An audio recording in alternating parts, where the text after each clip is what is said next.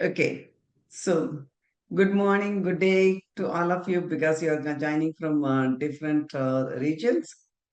So, welcome to this webinar. So, Teresa, you want to do the housekeeping? First, I want to thank you for all of you coming. I just want to do a small introduction about Coco Town. So, let me share the screen. One second, please.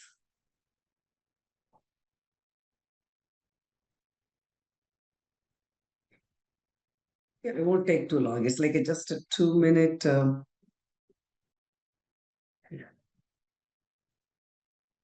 Okay. Yeah. So Coco Town is, creating and empowering chocopreneurs. We say we are not in the business of selling machines, but we are in the business of creating and empowering chocopreneurs around the world through our equipment, education, and exposure and expertise. So our mission is pioneering craft chocolate technology, and our vision is to provide complete ecosystem of tools, training, and support for makers of exceptional chocolate and fine foods.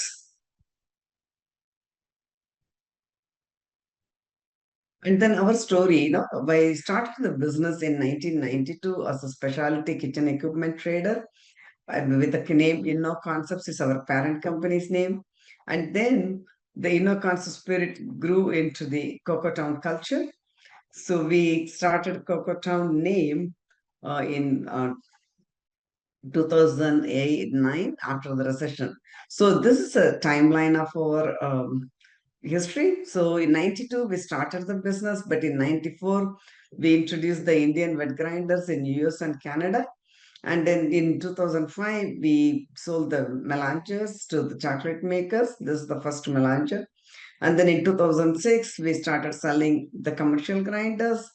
And then in 2009, after the recession, we focused more on creating, chocopreneurs than just being a trader, buying and selling machines. So that's when we registered Coco Town in 2009 after the recession. And in 2010, we introduced the drum roaster. In 2011, the cracker. And we had the patent in 2014 for our melanges.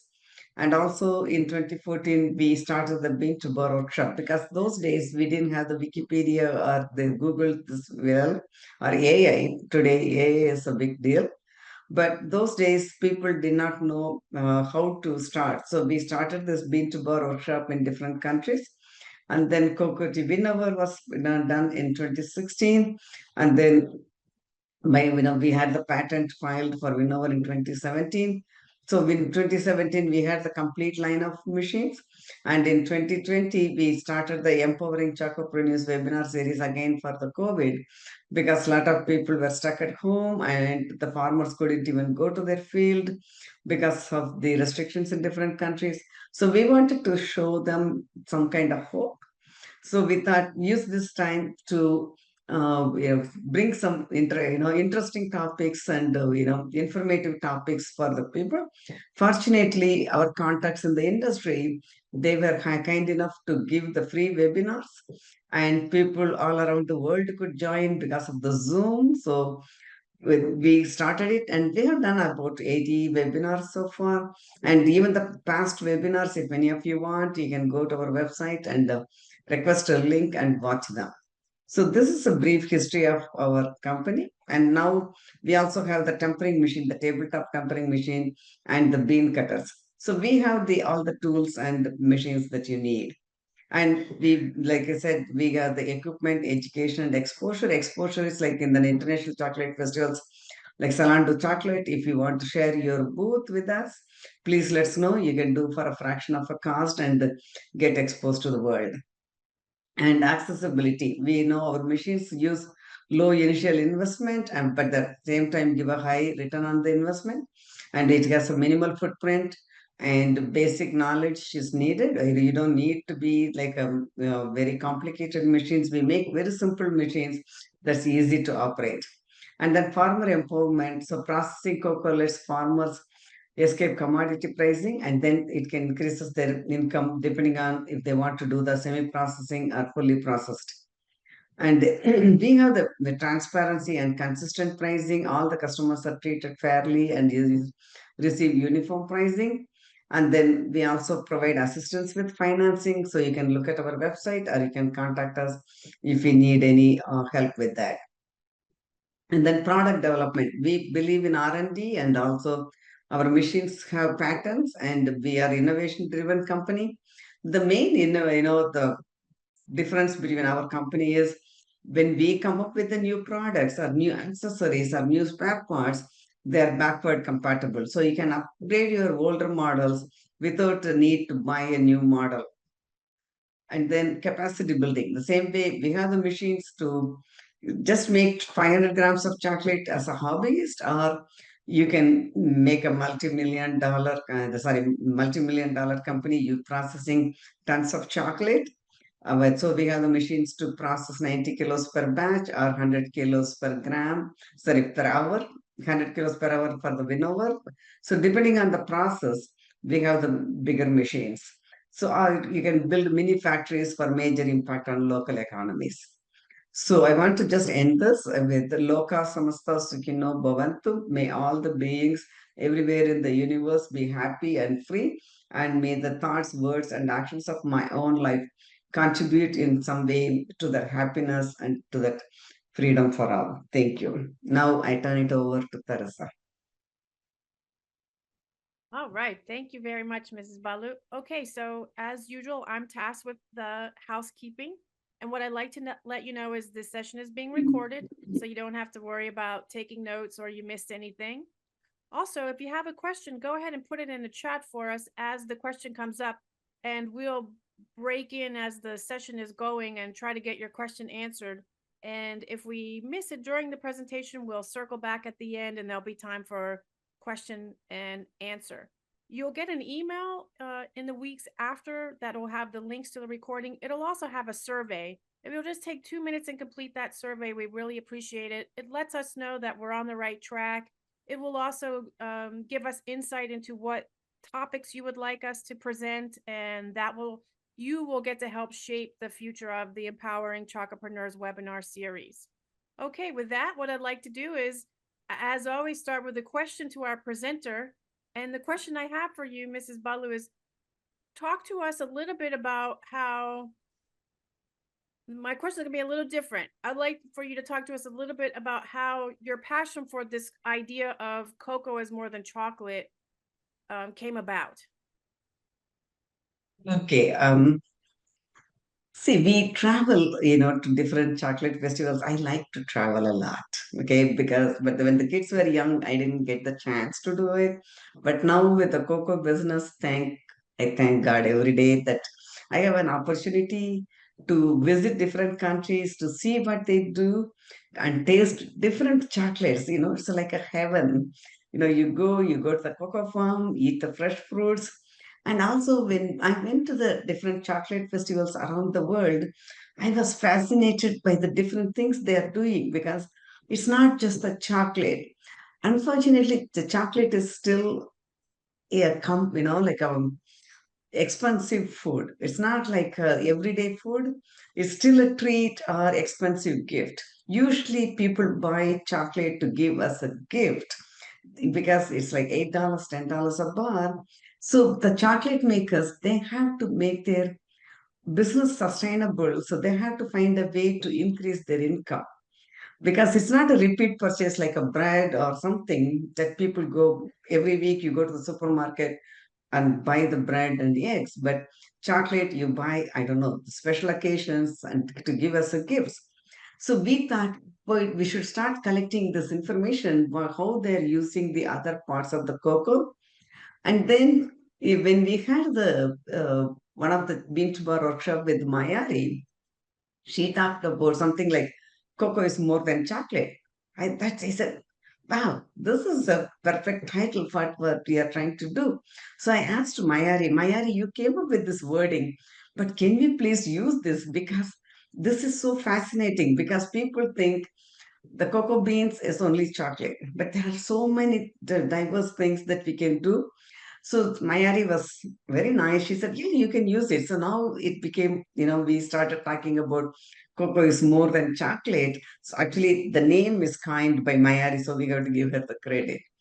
So, and then when we talk to the other people, then I said, maybe we should spread this information. So, like if they're farmers or if they're in the origin countries, it's not just they make money, their neighbors also can make money because some of them employs other people and it's like they can grow as a community. So that's why I started collecting all this information from like 2012 when I started traveling from to Brazil and other countries. Very good. Thank you. Well, I appreciate that. I feel like I might be doing it wrong because I'm buying chocolate every week and eating chocolate and stocking up before the summer came. So I have like 10 bars that I bought. And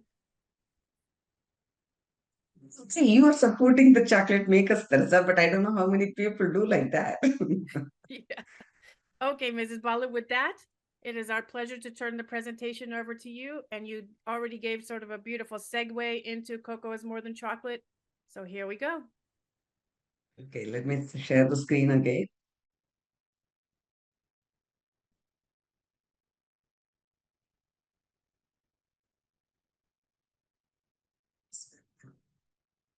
Once again, what happened? Okay, sorry guys. Okay, so cocoa is more than chocolate. So waste to wealth, opportunities with the cocoa tree. We can ask a trash to treasure. We can ask different names. So Theobroma cacao is the botanical name for the cocoa. It literally translates to tree of God. It's literally the translation, it's not the translation. This is the right name for the cocoa tree because each and every part of the cocoa tree is usable. So it's truly a God's gift to mankind. So let's start with the flowers because the flowers are the precursors of the cocoa pod. And the flowers, there are so many flowers formed, but not all of them doesn't turn into the cocoa pod. So there are a lot of flowers, they just wilt and fall down. In Mexico, they collect those flowers and use it as a topping on the chocolate. So the flowers are edible too. So this I learned from Chef Christian. And then again, then it becomes a part, but not all the parts mature to the big fruit with all the beans that we can use it. So some of the parts can just shrivel and fall down on the floor. So they started making. Yeah, I think you can see it, right? Yeah, they wilted and shriveled cocoa parts. They make into a keychain. They make into earrings, necklaces. So you can make it as a gift items. And jewelry is like bracelets, earrings, necklace, pendants, like you name it. So I want to give you one disclaimer because a lot more people do a lot more things, but most of the things that I'm talking today is like things that I saw first in which country because maybe other countries have been doing earlier than that. It may be, but whatever the limited knowledge I have, one I started collecting. So that's the information I'm putting. So don't think these are the only people that they are making this. So I just want to give you the disclaimer. And then if you look at the composition of the cocoa pod, this one is, I took it from the University of North Carolina State University. So there's a pod, they call it pod shell. And then there is a mesocarp. That's the pumpkin kind of flesh around this thick, shell. And then inside is the cocoa beans. And then there's a placenta. Placenta is the one in the middle. I don't know if you can see my cursor. Teresa, can you see this cursor? Yes, ma'am. Okay. And then if you take the cocoa bean itself, it's made of the bean and the cocoa husk. So if you look at it, almost 67% or 76% is made of this mesocarp and then the thick shell. And only the rest of the beans is only if it seeds, says mucilage or pulp is 8.7 to 9.9%, and the and the rest of the beans. So the beans make very small part of the whole cocoa part.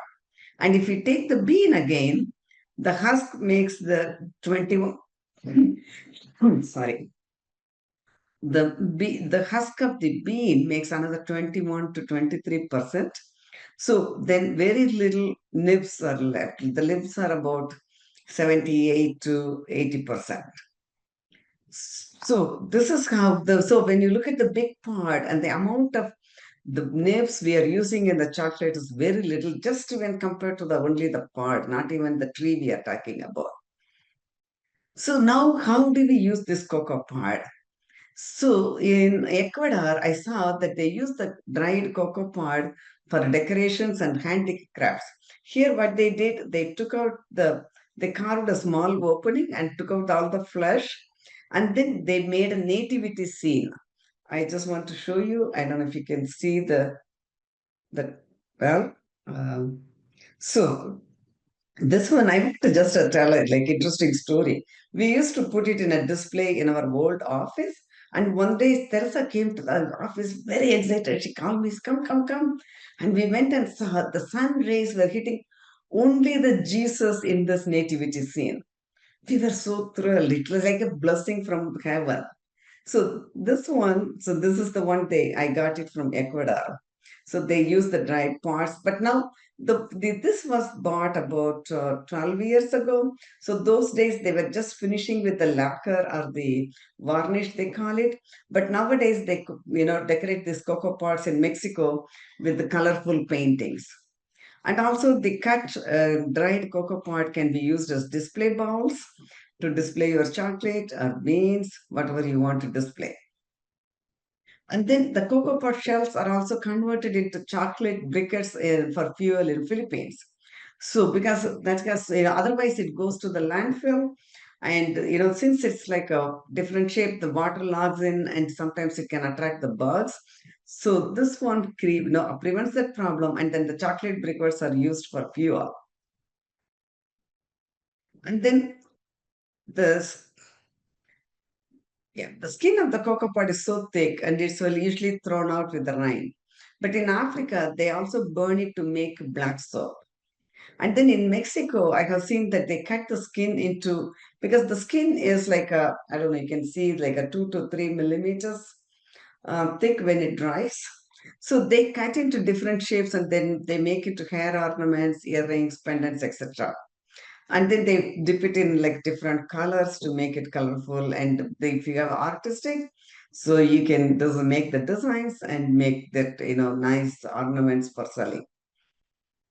And then the rind or mesocarp it's called, that's the thick the pumpkin kind of flesh around it. That's edible and nutritious also. And people in Mexico, Peru, and other places, they use the rind. So the Maculis brand in Mexico, they made jelly with the cocoa pod rind. And then there's a complete cookbook in Peru in Spanish that uses the rind for making soup, bread, and a lot of desserts, everything using that. And also now I have seen they make it a powder and then they sell it to the powder that you can use it in your bread, because we are not in the origin country. We cannot use the fresh one. And in Mexico, last time when I went, they served this, the smaller parts. Like if you can see this here, it's not a completely mature pod, it's a raw pod, but they sliced it and then they put some lemon juice and pepper and salt, red chili powder and salt, and served as a snack. And also they took just the rind part of it and then they deep fried it and gave it as a chips. That was very nice and very good. So this fresh fruits you can like eat only when you are in the origin country, but this rind and make it a chips, that can be sold in other countries. You can export it because it's a fried food. It's like a chips. It's healthier than the GMO products that we are using. So this is the natural product and it gives more value for the farmers. And then the other one in Suriname, there is a Tan Banskrati company. What they did was they took that, the mesocarp and shaved it to like a thin slices, dehydrated it and selling it as a bio shampoo. What you do is you buy this, these pieces, take 2 or 3 pieces, put it in a warm water for 20 minutes, It forms like a gel, like aloe vera gel, and you use it as the shampoo. So there's no chemicals, again, no waste. And then, okay, also, if you want to interrupt, you can interrupt anytime if you have any questions, or if you are doing anything similar to this when I'm talking about different parts, please feel free to, let's know so that other people also will know about it. Because here it's just a knowledge sharing. So, feel free to interrupt me. And then this cocoa pod is also used for making electricity, green electricity, by burning this with discarded cocoa pods, and they made electricity. This is the University of Nottingham. They have also give the with link for if you want to read more about it later. And then we will go to the cocoa pulp next. The cocoa pulp is, in Ecuador, the CCN has a lot of cocoa pulp, and you don't need all the pulp to ferment it. So what they did was, the Hacienda Palo Santo.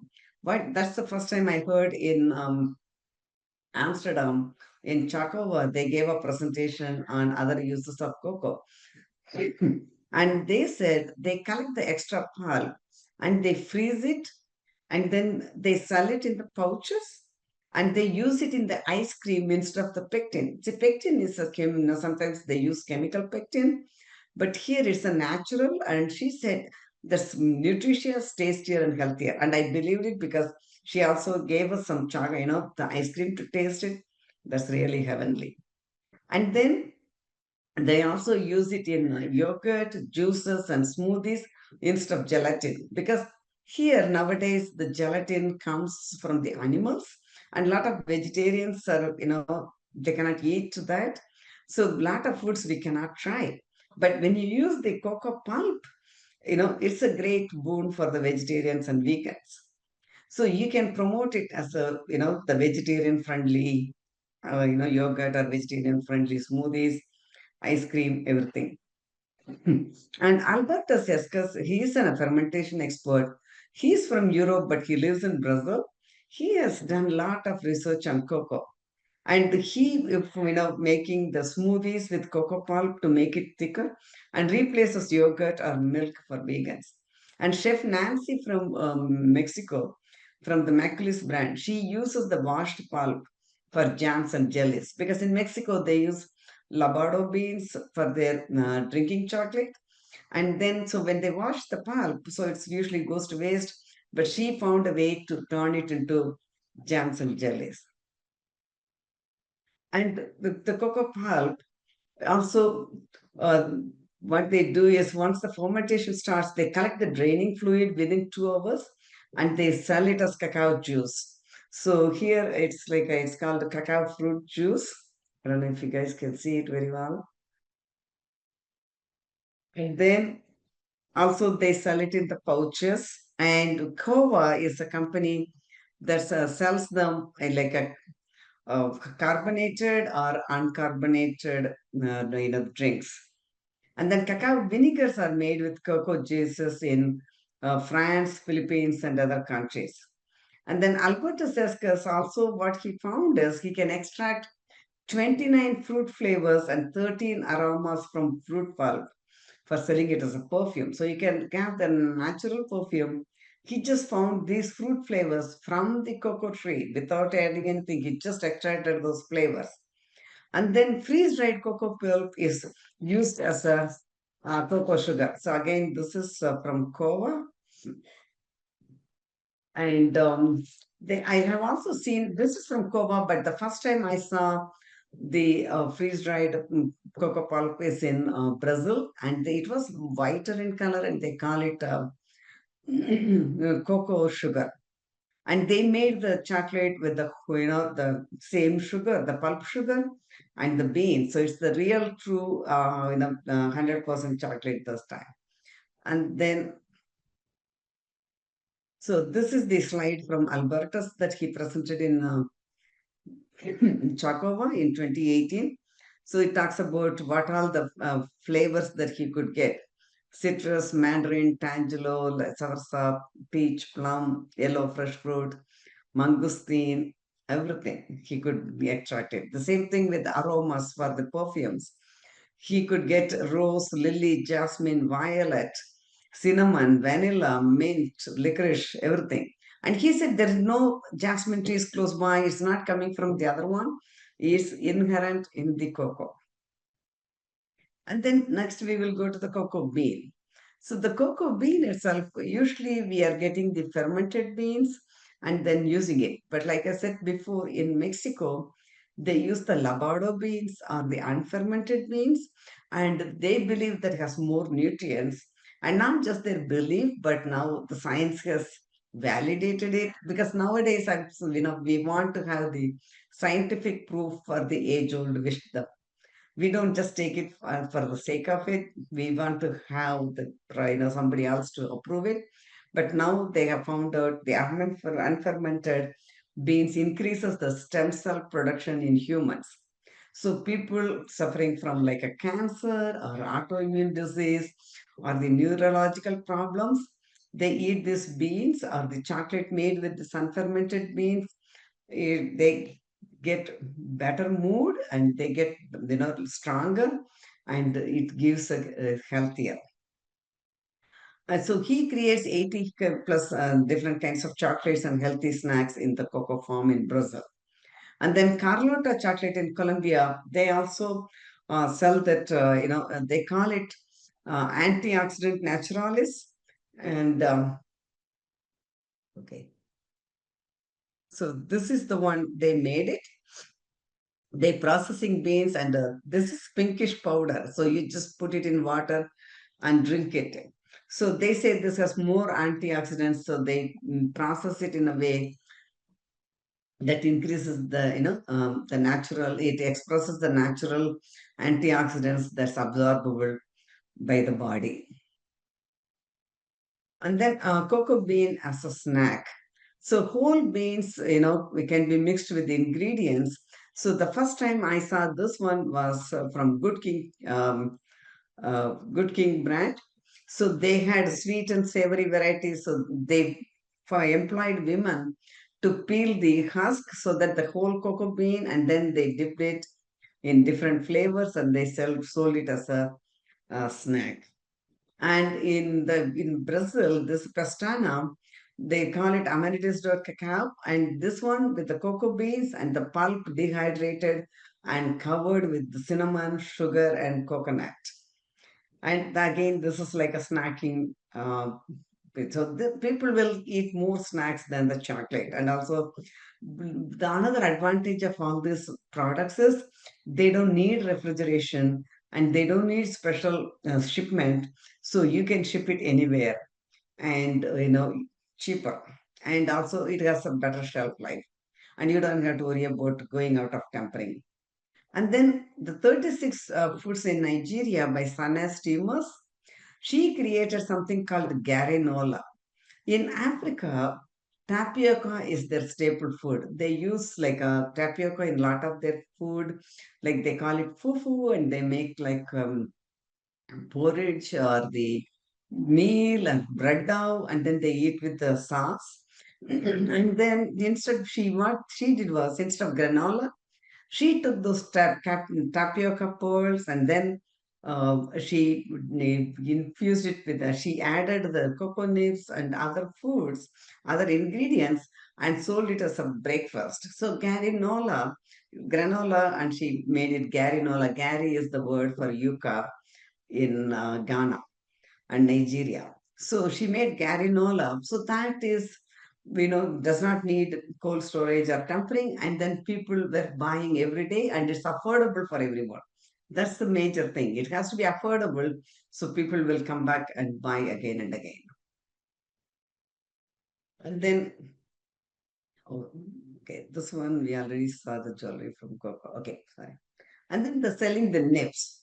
So you can also sell the nibs. So people can we can buy it in Amazon and other places, but we don't know how they process it. So we recommend, connecting with the farmers and buying the nibs from the other chocolate makers or farmers than Amazon.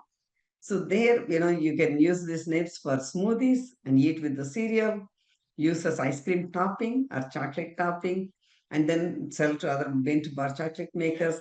And what some people do is they, sorry, one second.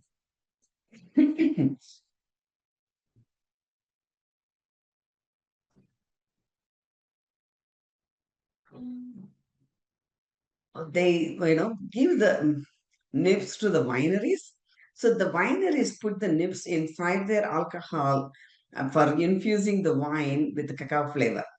And after that infusion is done, the cocoa nibs comes back to the chocolate maker and they make the chocolate with the wine infused nibs.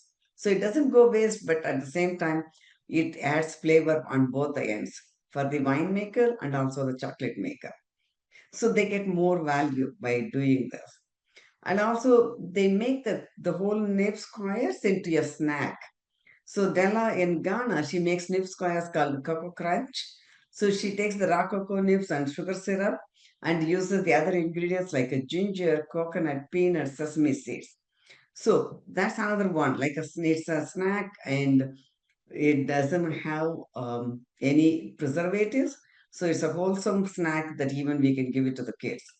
And also you can use the now that we have this cocoa pulp sugar, you can use the cocoa pulp sugar for more nutritional value. And then in the Choco Loco in Philippines make also the cacao nib snacks. And Choco Liz in Philippines makes cacao brittles, they call it. And then Creo Brew came up with the idea of a cocoa drink in 2010. They roasted and ground and brewed the cocoa nibs like coffee. And then the caramelized sesame seeds with the cocoa powder in Mexico, they sell it. And cacao pinata, they caramelize the cacao nibs with fruits and nuts. And then cacao nibs snacks caramelized with coconut. So, those are the other things that you can also use your local ingredients, local nuts and local fruits, dried fruits, and then make these snacks. Because when I went to Australia recently, I tasted a chocolate from Papua New Guinea, and they call it with the chocolate with gallop nut. I never heard about the gallop nut. That's the first time I heard. And she said, explained, the gallop nut is like a macadamia, but it's softer. So there are a lot of local ingredients you make. So you're not competing with each other, but you're just adding value to, for your own business. And then now we are going to move on to the cocoa husk. Again, the cocoa husk we saw in from the beans is about 22 to 23% or 20%, depending on how well it's fermented and dried. We have this husk. So usually the husk just goes to the trash, but now you can use it as a mulch for the garden, and then they sell as a husk as a cocoa husk tea. But when you use the cacao husk tea, you have to be careful because you have to wash the beans with hydrogen peroxide or you have to pre-treat it so there's no bacteria outside because it does goes through fermentation and drying, it exposed to the air. So we have to make sure that it's free of any bacteria, anything. So we have to process it and then sell the husk. And then some people even roast the beans with orange peels or other flavors so that the flavor gets infused into the husk and then they sell that as a husk tea. So they found out this cocoa husk tea has no calories, it is rich in antioxidants just like the nibs, flavonoids, it boosts the energy, lowers blood pressure, and enhances the mood. So whatever nutrients are in the beans, looks like the husk also has those good stuff. And then they use this to decorate the candle. So when the candle burns, it also gives the nice aroma when the husk is there. And then they use it as a scrub for cosmetic industry. So this is the one I got recently. It's called chocolate. Can you read this names and everything, or do you need more light? Mrs. Balu, what I suggest is at the end, you sort of bring your things back out because remember, you're just a little rectangle right now because you're sharing Okay. screen. Okay. Yeah. Okay. I will show that later then. Okay. Good suggestion, Teresa. That's why I wanted to know because I cannot see very well the letters. That's why I asked you. Yeah, and also you can make it as a patpuri. And in Mexico, they make packaging paper with husk. And then Cibo chocolate in Costa Rica, they upcycle this, paper pulp and agricultural products like cacao and husk fibers to create chocolate boxes that are durable and uniquely beautiful. So these ones, I don't know if you can see. I'm sorry.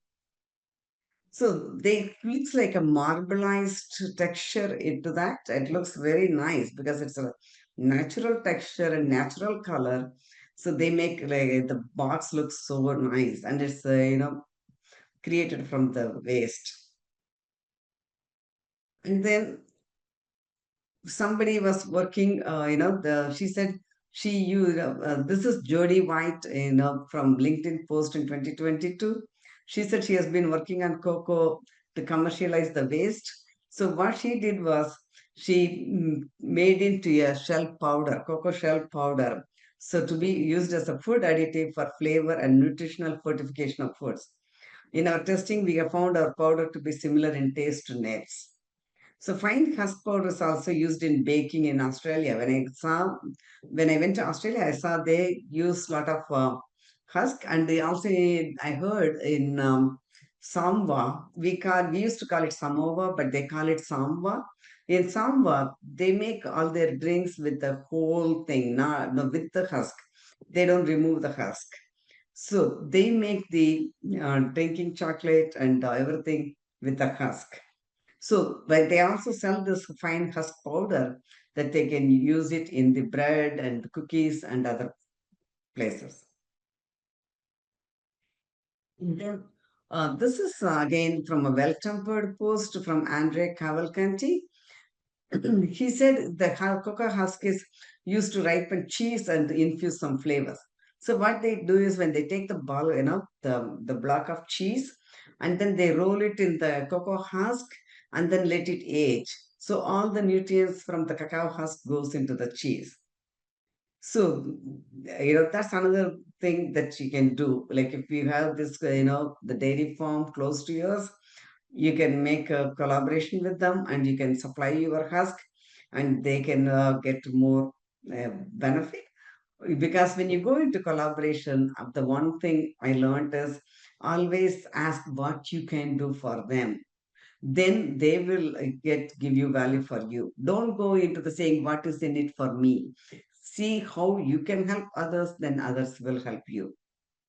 So here they collect the husk separately and then by the origin. So they even differentiate which origin husk gives the better flavor or something like that. And then again the coca husk. Here, if you look at it, they make the jam, from the cacao bean husk and shell powder. They made jellies, jams, beverages, chocolates, cake, sausage. In the sausage, it says improve stability, flavor, and storage quality. And then the biscuits. So this is again from somebody called Tarun Belwal at University of Turin. This was also taken from the internet. This one I have not seen it in person, but I took this information from the internet. And then again, this is some more information from the same person. So from chocolate products, and here see he's showing how the cacao shell is like used in the production, then used it, and then recycled it back. So it's a complete cycle. Nothing is goes to waste. So they also make the bioactive compounds like polyphenols, methyl, the dietary fibers, they all go into the production and used, and then whatever left over is recycled back. And here,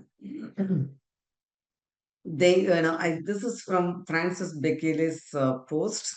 She said, somebody is making sustainable bioplastics from cocoa.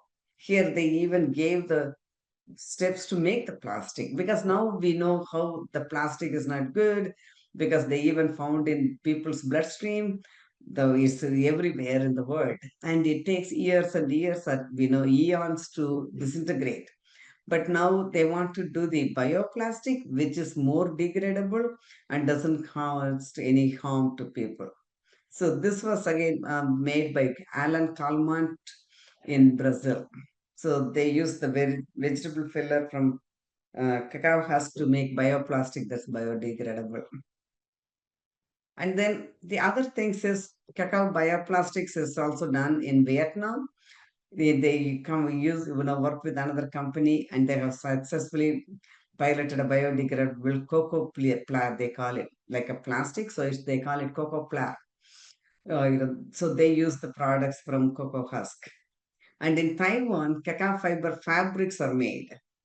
So they make into yarn to make sustainable fabrics and biodegradable apparel. Because even the clothes, after we use, sometimes, we just throw it because it has a lot of polyester and the other synthetic fibers that takes years to disintegrate. Whereas these fibers, they are biodegradable. So even if you throw it, it can mulch to your garden and you're fine. And in Catch Cow in Ecuador, the plant-based leather they made. So vegetable leather sheets. So that's alternate to the animal leather. And the same company, Catch Cow in Ecuador, they made plant-based chip boards like these boards with what we call it like a with carp boards or things like that. They make it with the solid waste from cacao crops. And they use it for carpentry, construction, digital manufacturing, decoration, and they are fire resistant. So you can use it even for the buildings. And all this information on this page, I got the information from Kim Wilson. And then cacao juice as a preservative. So cacao juice has a probiotic and it also has sucralose as sugar during refrigerator storage. So this is Antonio Luis. This is his post. He says the cacao juice maintains the viability of lactobacillus throughout the shelf life. The sucralose kept lactobacillus, for health beneficial, and then it can also be used in low calorie functional foods, and it reduces the loss of phenolic compounds during storage. So it extends the storage. And then now we move on to the placenta. So, usually the placenta people think it's, annoying because the placenta breaks and sticks to the beans and makes the double beans, triple beans, things like that. And it reduces the usable beans because when you're winnowing or roasting, you don't use the double beans and triple beans because they don't roast very well. But what Maculis brand and Chef Nancy did was she collected all those placentas separately and then she made jellies with them. And then now we are moving to the cocoa leaves. So the cocoa leaves, the lot of leaves, and then they prune the leaf, the trees often. So there are again the leaves are plenty. So in Brazil, they make box out of the cocoa leaf. So this box, I got it in like 2012 and it still, looks fine. Nothing has happened. So they made it and then they cut an opening and then they put a small plastic piece just to make it as a see-through window. But this is one thing that you can do. Like again, it reduces, you don't have to cut the trees. This are made from leaves, so it saves the trees and saves the forest.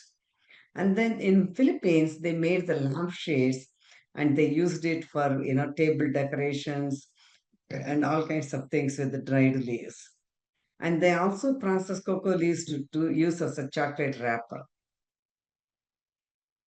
And then now we are moving to chocolate and coffee.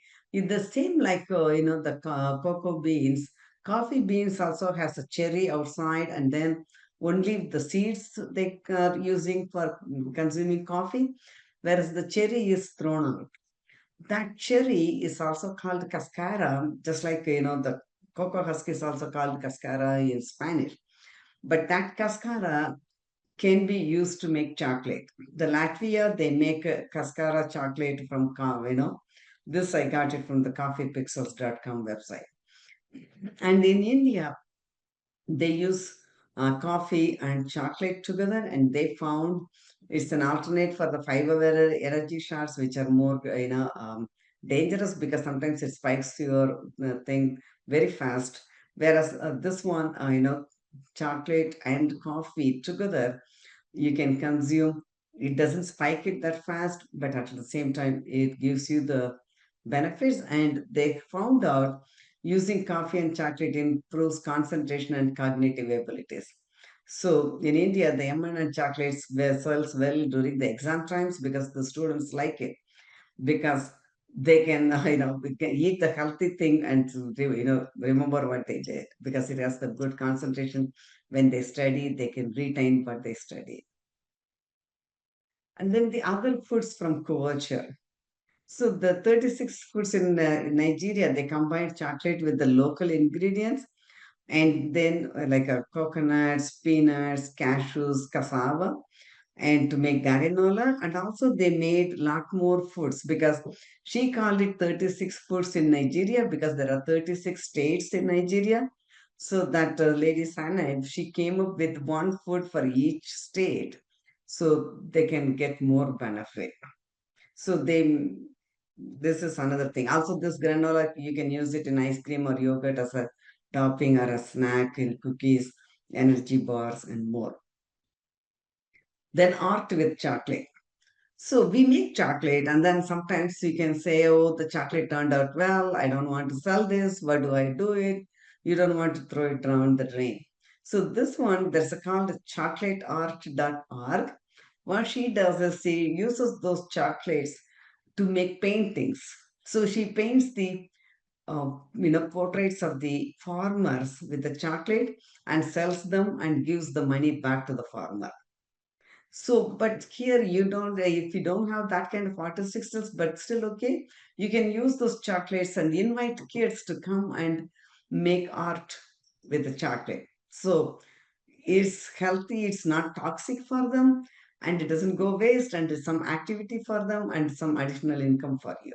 Because nowadays around the world, the kids' birthday parties are more geared towards experience than just having the chocolate, the cake, and fun.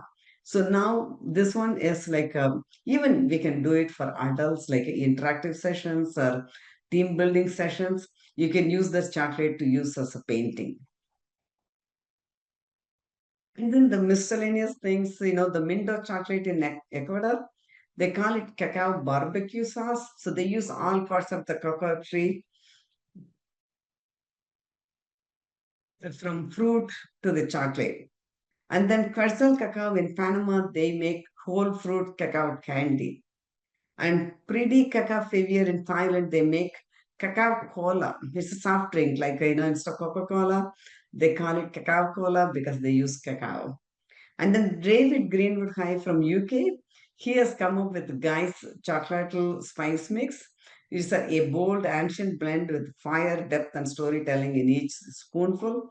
So this is you can use it on your bread and other things. This spice mix. Then recently, Balu was in Malaysia attending this Malaysian Chocolate Festival, and he had a chance to visit the Malaysian Cocoa Board, stall and talk to them. And he found out that Malaysian Cocoa Board has a Cocoa Innovative and Technology Center, and they have come up with a variety of products.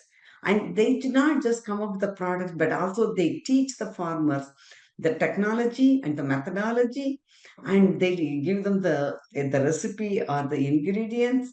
So they are creating lot of jobs in that cacao growing regions. So they have done pectin extraction because in Ecuador, when I talked before, they were using the whole pulp instead of the pectin. But here they were successful even in extracting the pectin from the cocoa. And then they use the cocoa butter based ice creams. And then they have the green fabrication of copper oxide nanoparticles from husk. And then they have the wide variety of cosmetics. Here you can see from lipstick to soaps, shampoos, anything you name it, they have made it from cocoa. And they also have the nutraceuticals. So they have like, in fact, I'm trying to find some contact in the Cocoa Board or the Innovative Center so they can give a separate webinar But what they are doing, that will be more interesting. Here, I didn't have time because he came like a month ago, and then we have been traveling. But I just want to give you like a teaser here. But hopefully, if any of you have contacts with the Malaysian Cocoa Board, please send us, and we will also try to find, to contact them and see if they can give us a webinar. That will be a great webinar because they have done a fabulous job. And then the finale. So the making chocolate or using different parts of the cocoa tree, it increases the income for the cocoa farmer and also the chocolate maker. Because now, just in addition to selling the chocolate, you can also sell these handicrafts and other cosmetic products to increase your income also. And it creates employment to farmers and their communities. And the farming becomes sustainable, and consumers get healthy chocolates, cocoa based cosmetics without any harsh chemicals, and nutraceuticals, everything. So, I always say you cannot be angry when you're eating chocolate, so it makes the happy world. And chocolate has so much nutrition. The cocoa has so much nutrition. It helps you to develop your immunity, especially in today's condition. We need cocoa and chocolate to keep our spirits soaring. We that can keep our thoughts positive and keep our body stronger. So again, I just want to give the disclaimer. All this information is collected from personal interactions, social media posts, webinars, seminars, festivals, research publications, and also the information shared by friends like Kim. So as much as possible, we have given the credit to all the people where we got this information from. If I missed anything, it was not intentional. I apologize for that.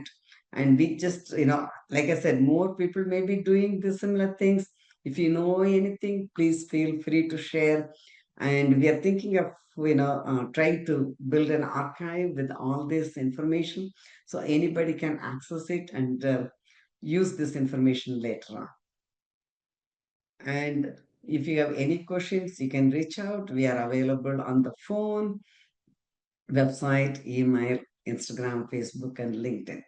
So I hope I didn't bore you too much. So I will stop the presentation. All right. Thank you, Mrs. Balu. Now that we have a chance and we have the share screen stopped so that we can see you more in a full screen, do you want to show some of the items? Like the Yes, beautiful and do you want packaging? to, you need more light or is this light enough? No, your light's fine. Your light's great. Okay, just want to make sure. Like you Yeah, I said, can as the show. sun came up, the light got better. You were right. Okay, yeah, the sun came up. Yeah, yeah, I want to start with this one first. The nativity scene. Can you see it? Yeah, tilt it just a little bit so we can see inside. Yeah, beautiful. It's funny, I Can you had forgotten that story that you told about. Yeah, you were the one who, found out that son of Ray, ray of the sun that lifted our spirits because that time we needed the boost. Yep, It now. came just in time for us. And then um, the other one I wanted to show was this is from Tan Krati. Can you see the letters? Mm, no, it's reflecting, but if you read it to us, we can. Okay. Oh, that's the It, shampoo. That's so yeah, exciting. this is a easy DIY hair tea, herbal hair, hair care. So you fill up 100 ml a spray bottle with cold water, put it in fridge for 12 hours, shake before use, spray on scalp and hair, let it sit for 30 minutes and rinse it. That's incredible. So this is called Cocoa Pod Peel by Tan Buns Krati. So it's only for external use they put it because it's not like preservatives are not there.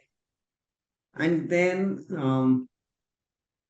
what's that? What? This is the the this is the dried the pulp, the freeze. This one I think That's it the just Swiss says dried touch. cocoa fruit. It doesn't say how they dried. Mm. So this is the cocoa pulp dried. So you can use this as a sugar substitute. So this is from Kova, but also uh, this is from the pectin from Happy Fruit. This pectin she extracted from the cocoa, so that pectin can be used in smoothies and ice cream and other things. So this is from Happy Fruit farm in Ecuador, and it's your screen showing me bigger or you bigger? You bigger. Whoever's talking Okay. will show bigger. Okay, because in my screen, I see your bigger picture. I just want to make sure so people can see this. Well, So let's this ask is them. Can called, you see her? Can you see Mrs. Balu? I think they can see you. I'm sorry, Turn off my camera. what happened?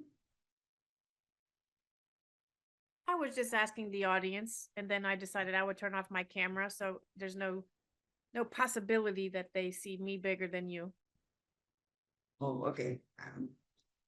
Yeah, I think maybe I should have done the presenter mode.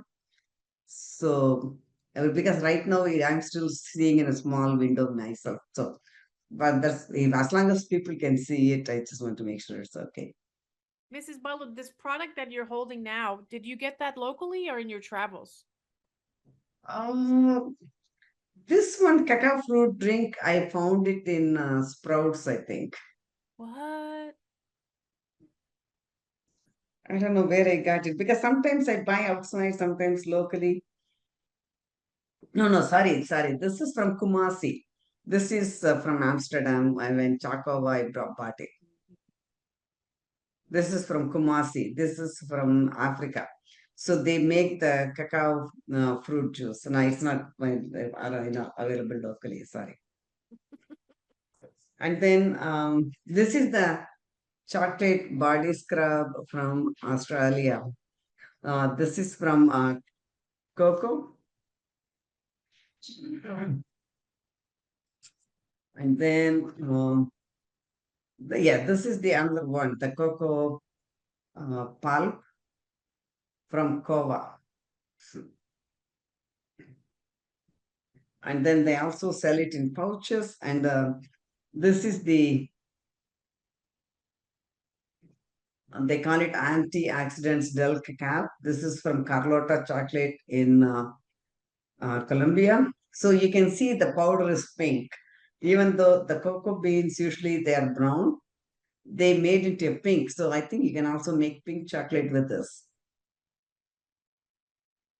In fact, I tried the pink chocolate. I think a lady from Venezuela, she made the pink chocolate from the cocoa beans and then she gave me that. And then this is they call it Guatemala. This is 100% cacao fruit. So it's made with cocoa beans and the cocoa pulp. This is pure cacao fruit.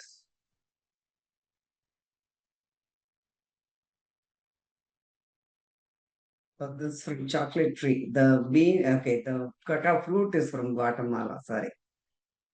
Yeah. So these are the things. And we got some more, that the important thing. I forgot to share. And this is the cocoa leaf box that 12 years old. And the plastic inside, the only thing that happened was this plastic came off because they had glued it, but nothing has happened to the box. So it comes in two parts, and then you can use it to arrange your bonbons and other things, and then you can close it.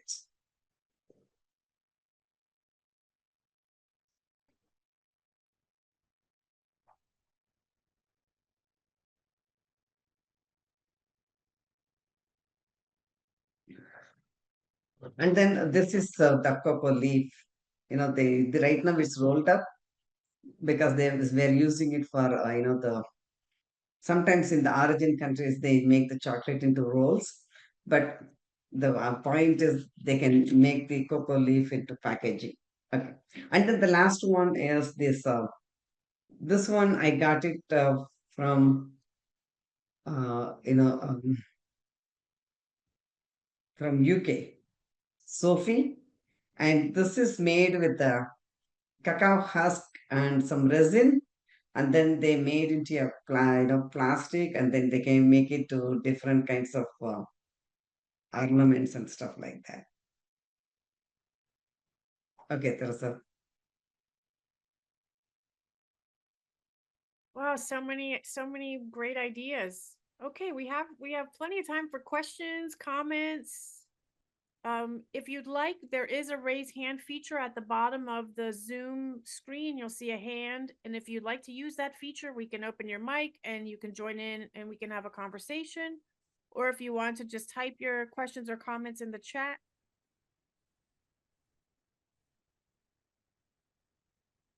I see somebody joined from Fiji. It's 2 a.m. on Sunday, so it's Yes, thank you. Mavis, I think you must be very dedicated student. Thank you for joining. Yes.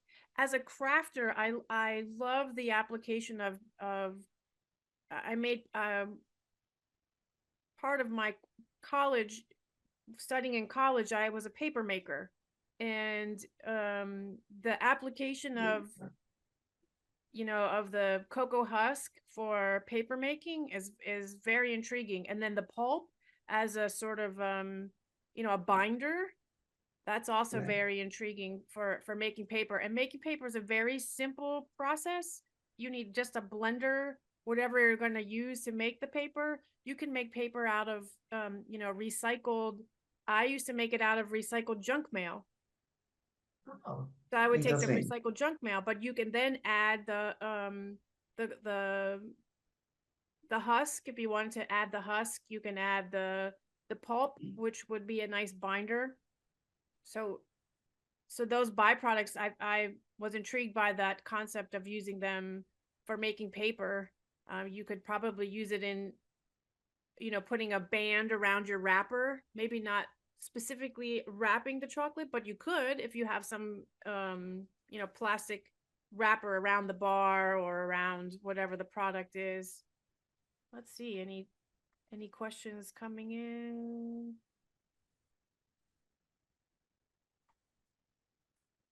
And maybe not so much questions, but maybe the audience would like to tell us ways that that they are using cocoa as more than a chocolate bar, or their experience, somebody they've seen that's doing something innovative that they want to share. I mean, the audience is so quiet now. I'm thinking, was it useful or, like there's no questions, no comments. So There's a I lot to hope, take in. okay. Gets the mind thinking about all these creative things.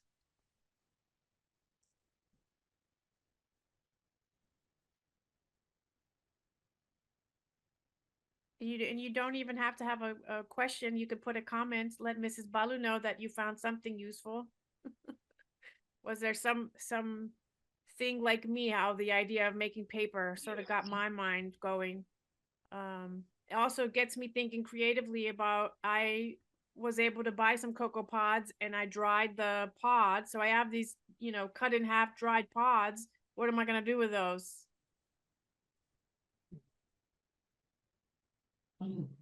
Certainly, the Tom and I don't know the name of the Tom and chocolates, the person's name, I says the company Oh, name. beer makers. Okay. They have collaboration with bee makers using cocoa husk. That's nice. So can you elaborate a little bit more? How do you collaborate with the bee makers? We are just curious. Can you please come on, raise your hand if you want to speak, or you can type, whichever is your comfortable.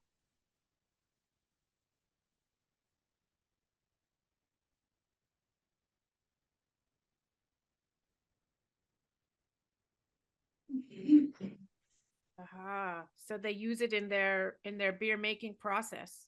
So it probably imparts the cocoa flavor into the beer. Oh, the beer makers. I'm sorry, I thought bee makers. Okay. Ah, they're Wow, nice. driving. Well, Okay. Okay. Beer makers. Nice.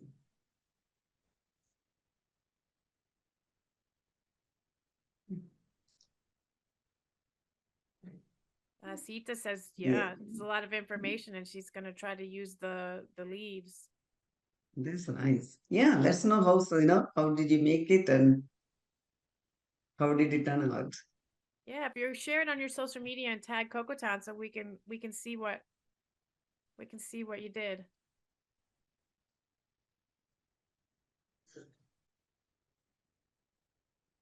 Well, if you're open to it, Mrs. Balu, audience, you have a opportunity to talk to Mrs. Balu from Coco Town. So throw some questions in the chat or raise your hand, and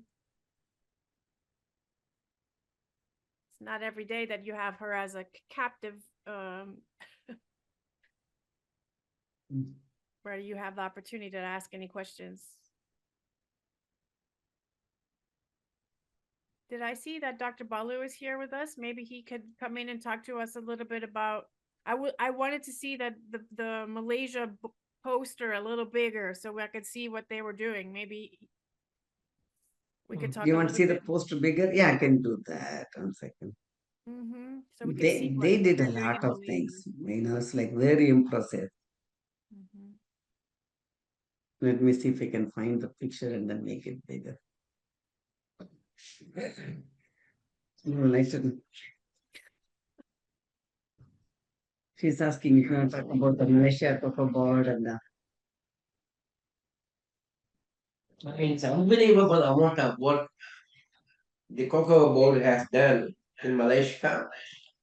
When I went to the conference, I thought it was one of those typical chocolate festival, but it's just much more than the chocolate festival. They had a research paper presentations, and there are poster sessions about maybe 30 posters, and many of them were talking about how you can get more out of the cocoa beans. So the whole conference was very knowledge, kind of um, inspiring conference. If anybody has chance to go to them, I mean, they do it in once in 2 years. People who are interested in looking at cacao more than the chocolate, I think they should go and see their trade show and also talk to them. And the amount of display products they have developed from their research institute, and then which is available for licensing by the companies. There's a huge number of products, and they're constantly developing more and more products from cocoa, which the technology is available for licensing. And they have incubated and developed a lot of small businesses in Malaysia based on their technology. It's really I didn't realize until there in Sukha, who also came to the conference, and we were talking, and then he showed some pictures, and he took me to different products they were making. Then I realized the amount of work they have done. Very inspiring. yeah, the Malaysian one was like a decision made within a week. Suddenly he said, okay, he learned about it, he went and he found it was very, very useful. He went, the festival. And the whole Malaysian government is very proactive with the cocoa board, Malaysian cocoa board, and also they are trying to promote the farmers in cacao farmers in Malaysia, and they are providing a lot of technical technology support. The kudos to them. Yeah, I'm going to share the screen with the bigger thing so people can see. Okay, can you see now? Yes. So this was a facial, toner, and then facial cleaner, facial scrub, then invitalizing gel, shower gel, shower cream, and then sunscreen, body scrub, shampoo liquid, shampoo bar. Then, do you have the original picture? Maybe 1 second. I can read the things from the picture, the photo better. So this is the conditioner cream. Then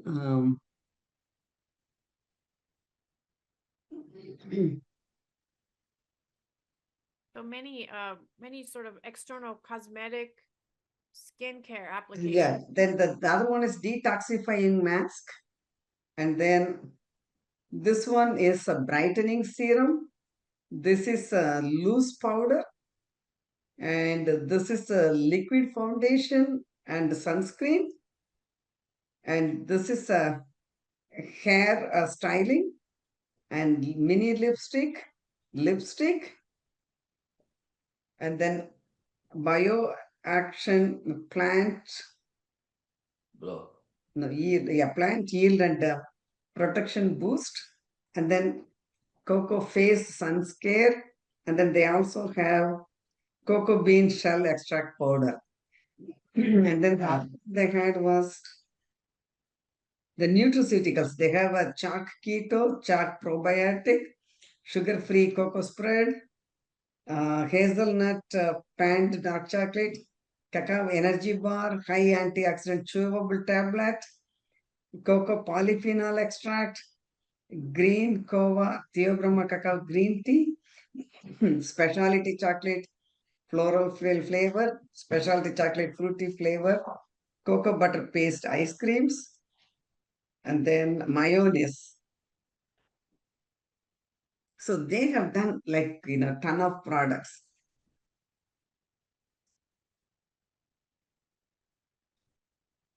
Do you have a couple of comments and a question about wondering how, I guess, how the leaves are processed?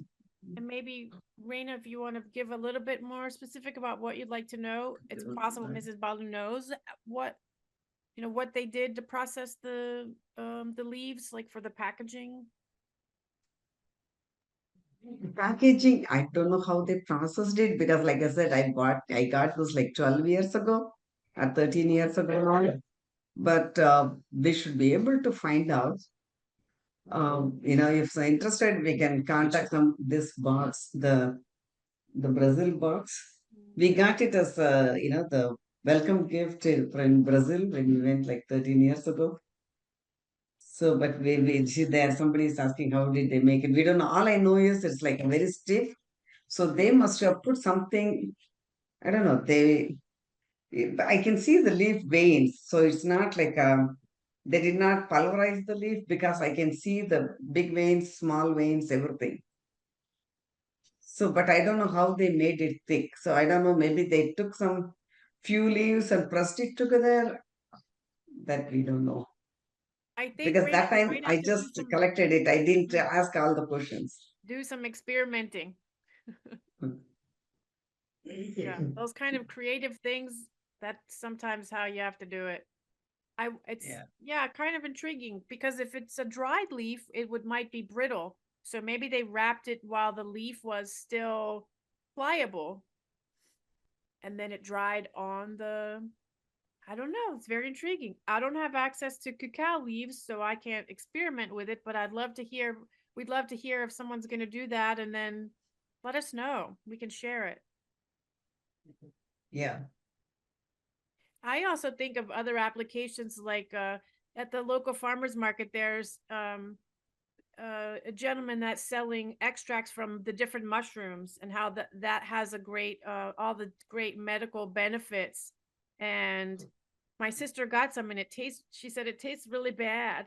So I thought, oh well, put it in chocolate. It's not going to taste bad if you put it in chocolate. And chocolate is a vasodilator and might make the uptake of the mushroom extract more potent. So like the It collaboration absorbs better in the body. as a delivery system for certain other medical other things like mushrooms. See, the one thing is chocolate has a lot of cocoa butter because there are a lot of nutraceuticals that work with the fat instead of the water. So for those things, it's easier to use with the chocolate. So it works well and then the body absorbs better. So Oh, that's why that's a in great point. Ayurveda, we use like of ghee in our medicines because ghee is the fat. So there's a fat soluble ingredients there that the body absorbs better. So the same way they can use the cocoa butter instead of the ghee. That makes sense. Yeah, fat soluble nutrients. A lot of interest in the there's some interest in the shampoo. Yeah, the shampoo was easy because she said all she did was she, shaved them into thin strips and then dehydrated it and packaged it. So that's from, Tan Banskrati, Ellen. Mm-hmm. Yeah. Well, one thing I know about this community is that it is very open to sharing with one another. So I bet you if you contacted them, they might, you know, Yeah, be happy. Yeah. uh Nefi, I think Nefi from Dominican Republic. If you find that Bon Scratty on social media. There are our friends that do the puppet show, right? Yes. Rutger and Ellen. Yeah. Okay, so if there are no questions, I think we can finish the webinar. Just want to make one announcement.